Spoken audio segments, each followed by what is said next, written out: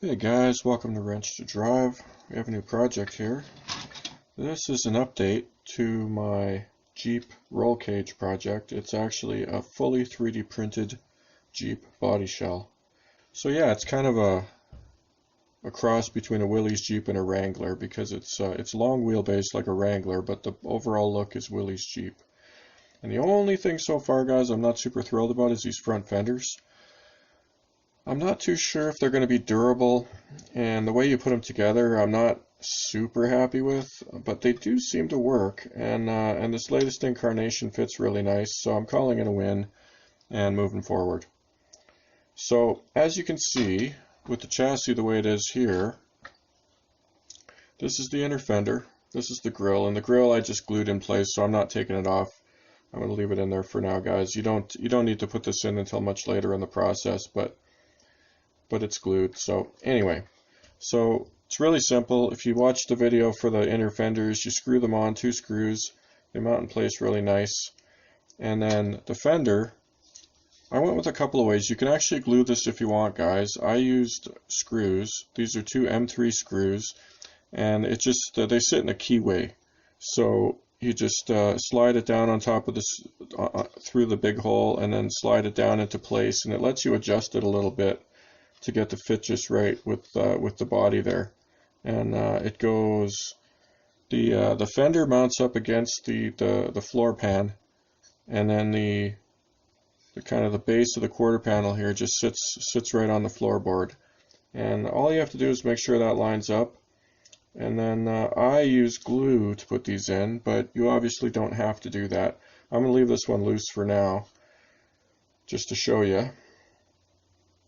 And once you get the inner fender screwed on, and then the fender and the quarter panel glued in place, your front end is basically good to go, guys.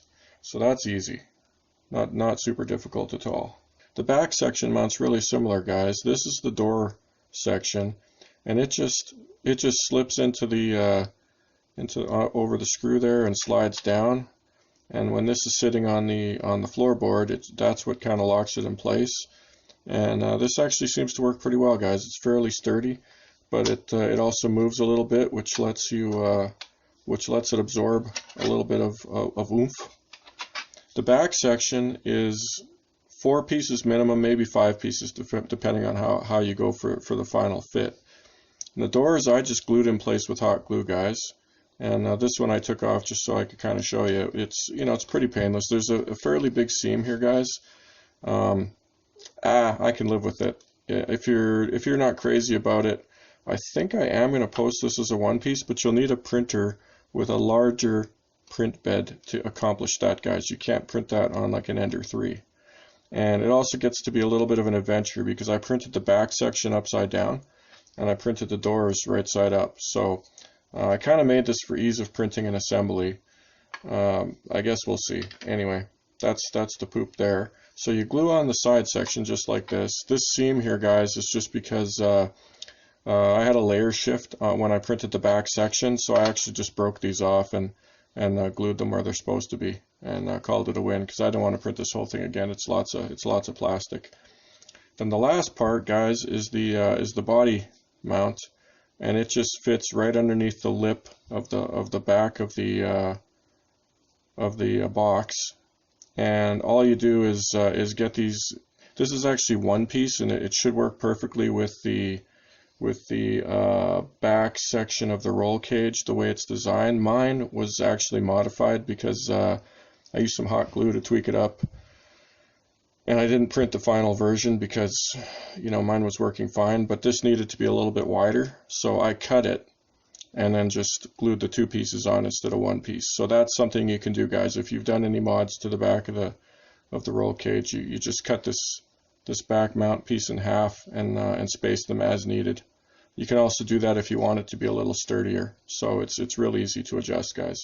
And I'll show you how this goes together in a second, but that's the assembly of the body. So once you're done, you end up with the whole back section being 1 piece, all glued together like so, and it just slips in and clips in, and it locks in place quite nicely, guys. I'm pretty pleased with how that worked out. Alright, and then this is the roll cage, and all you have to do is add the cowl section to the roll cage. This is assuming you built the roll cage and you're adding the body to it. So you add the cowl, and the cowl has cutouts for the roll cage. And then the only tricky bit to this is actually getting the hood placed just right. And all I did was when I put this together for you, I'll show you. But I just kind of test fitted it, and then used a little bit of hot glue, and then added some more hot glue when I had everything figured out. And it worked pretty painlessly, guys. It was not that difficult, so I don't think it's too bad. And then the windshield just screws into place, one screw on each side. And I used just a dab of hot glue on each corner on the top to keep it from getting ripped off really easily, guys. And I used a piece of plastic from a pastry tray. You can use basically a thin piece of plastic from any kind of packaging, and you just use the windshield as a stencil, and then and cut it down until it fits. There's a groove in the back. I can't show you very clearly here, but it's like a recessed area in the back that you can set the windshield in and then just glue it in place. And that, as you can see, that worked pretty well. I think that looks all right. I did not notice that this plastic had these little nubs in it. Let's try and get an angle where you can see them. If there's a shiny angle, you can probably see them, guys. There's some little nubs in this, so do yourself a favor, don't do what I did, and make sure your plastic is actually super smooth and pristine before you cut it to size and everything. So anyways, so that's that. And for the body shell, that's about it, guys. And the roll cage, there's instructions for that. It's pretty simple. You can also use this body without the roll cage, guys. And it will basically work. I haven't 100% figured out how a guy would do that, but you can for sure glue the front in place and together, and then attach the back in a very similar fashion to what I did with the roll cage. And I think I'm going to post a back body mount that will let you do that. I haven't modeled that yet, so it might follow up shortly after the main thing goes online, because I did design this with using the roll cage in mind. Yeah, so there you go. That's the gist of it. And now I will put it together so you can see what the deal is. Alright, so we're going to glue this fender on. And what you do is you line up the quarter panel with the edge of the floor pan, and anchor that in place with a little dab of glue.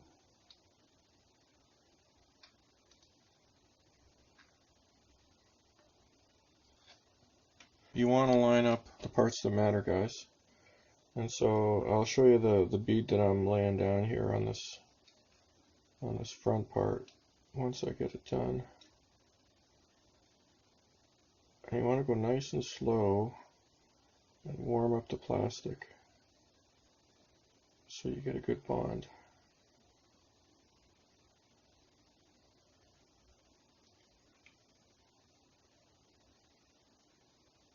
Take your time, get that plastic nice and warm, and then it'll be a real good glue joint.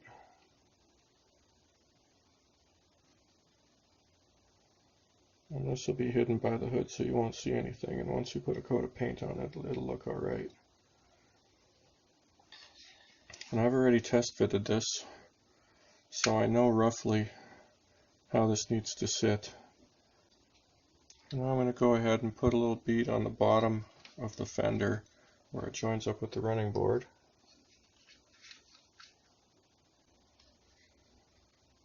And then there's just a little gap between the inner fender and the fender. So that part is the last part we're going to glue.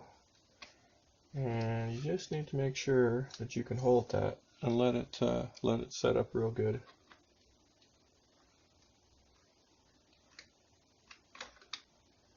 And again, you want to get that warmed up real nice.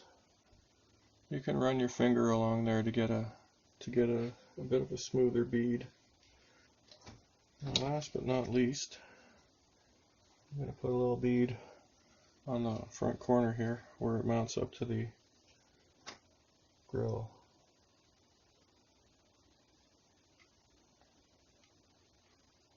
Don't get too much there. And I'm going to go on the back side of all these glue joints as well, guys. And there you go, pretty solid already. And so now I'm going to put in that body mount.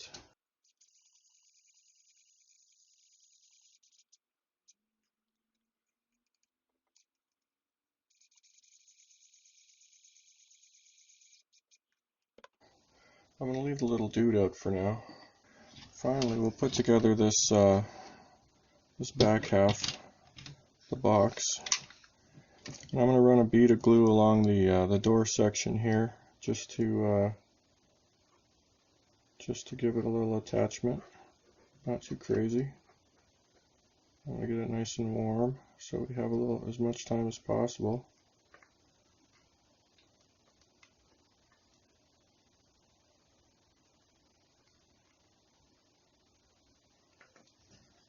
And all you do is line up the bottom and press that in place like so. Hopefully got a halfway decent shot of that. That's going to be pretty solid pretty fast. And then we run a bead along the back.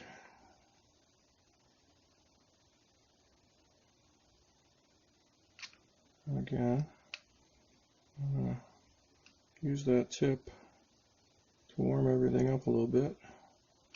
Make sure we get it nice and hot. And then you get a good bond. And push some of that old glue in there. So yeah, you can take this stuff apart again, guys. You just have to be careful. Use an X-Acto knife. Don't cut yourself. But it's solid and not 100% permanent, guys. Not like crazy glue where you have no hope in hell of ever getting things apart again. And I'm going to put a bead in this little cutout I made.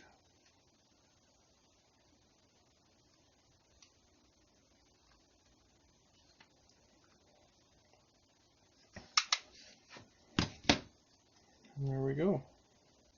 And I'll show you how this goes together. So we dropped that front part in, and all I did was I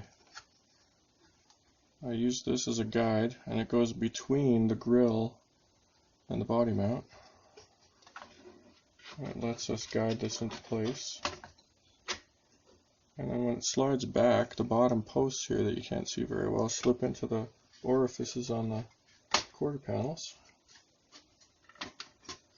And it sits down into place.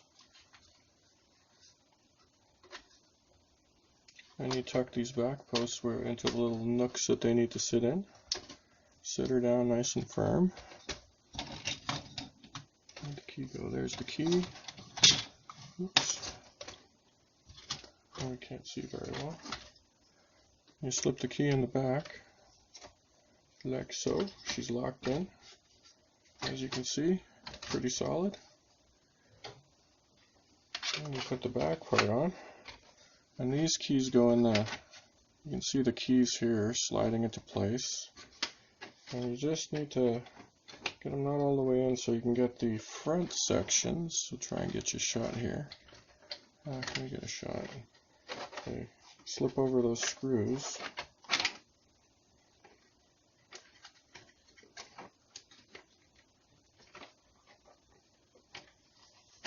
Once they're on, they slide down, lock into the keyways, and pretty solid, guys, pretty solid.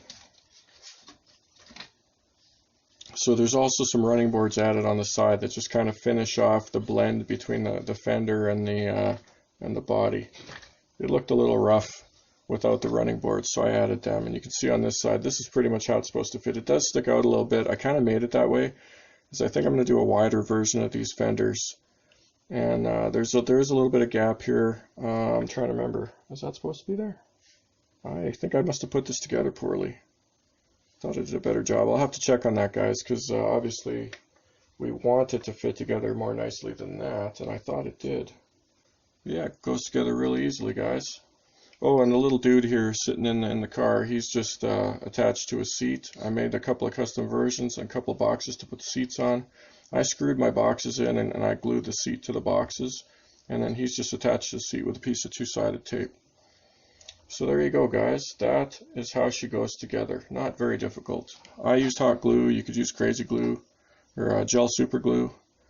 You could screw it together. I think everything would screw together. Yeah, the only thing you'd have trouble with potentially is the hood and the cowl. And that's it, guys. Now, one of the other things I've been playing with is how to get a nice finish on 3D printed parts. And this is a first crack at it just to see. All I did was I used white glue, guys, and I painted a coat of white glue on top of this, actually several coats. I think it ended up being 3 or 4. And the only problem with this piece, I'm trying to see here, I can't really tell looking at the back of the phone, but there's a couple of fish eyes. Those are fish eyes, guys. Those are actual fish eyes. So there was a little bit of oil or something on the surface, and the white glue actually made a fish eye, just like paint does if you don't have the surface nice and clean. And they unfortunately still show up there. I thought I had them fixed a little better than that, but you can see them when the light's just right. And then this, okay, so I put the glue, 3-4 coats to smooth out the layer lines, and this was a really rough piece, guys. It was not super smooth, and you could probably see from the right angle there's still some layer lines, guys, but I didn't go super thick. And the reason I didn't was because my first crack at this, when I tried to sand it, that was the weakness. You really can't sand this white glue, guys. It's just Elmer's like school glue that your kids would use. It does not sand well at all, guys, and for good or bad, you can peel the whole thing right off if you get too crazy. And that's what I did. So the second time, I decided to try it again, and obviously, not being sure how durable it would be, I didn't want to go too crazy. So I think I did 3 coats and of thinned glue. And what I discovered after the fact is that it doesn't have to be thinned. You can actually use full thickness, and that's easier to apply, guys. So there's a few methods I tried. They all work, and it's just a question of what do you need to accomplish. So the deeper your grooves are, the more glue you're going to want to use. And I would use full strength, and all you do is wet the brush to spread it. So you just damp, shake off any excess water, and then spread the glue with a damp brush. You can get the feel for that really easily, guys. If you want to go with a thinner coat, you have to be careful because it'll bead up on the edges and stuff. Thinner is really not better, in my opinion. And the only upside is you could do a really thin coat. So in playing with another piece, I used like a thick coat, and then I did a thin coat to try and fill a couple of the more heinous grooves. Just kind of playing around, and you can definitely mix up the thicknesses just to kind of accomplish what you want. But full thickness does a pretty good job of just putting a general coating on the surface and making it smoother. And then all I did with this, guys, is because I discovered the sanding does not work very well, I primed it and then I sprayed it with this metallic, I forget the brand, but it's just hardware store spray paint that's metallic. And I don't think it looks bad, guys. The finish turned out pretty nice. This lumpiness here, that's actually hot glue remnants. The surface basically looks as good as it was prepped, I would say. So it's like any paint job, guys. The better you prep it, the better it's going to turn out. This is a piece that has only been white glued. So there's, I think, 3 or 4 layers of white glue on this. And it had a couple of really deep grooves that I'm going to try and get an angle here. I'm not sure if I'm getting it. That might be it there. So there's a couple of deep grooves right here and here, and they seem really smooth. And when you eyeball it, they look like they're totally smoothed out. So I'm going to spray this and just see if it's sufficiently smooth. Because if it is, that gives you a real nice finish without too much work, guys.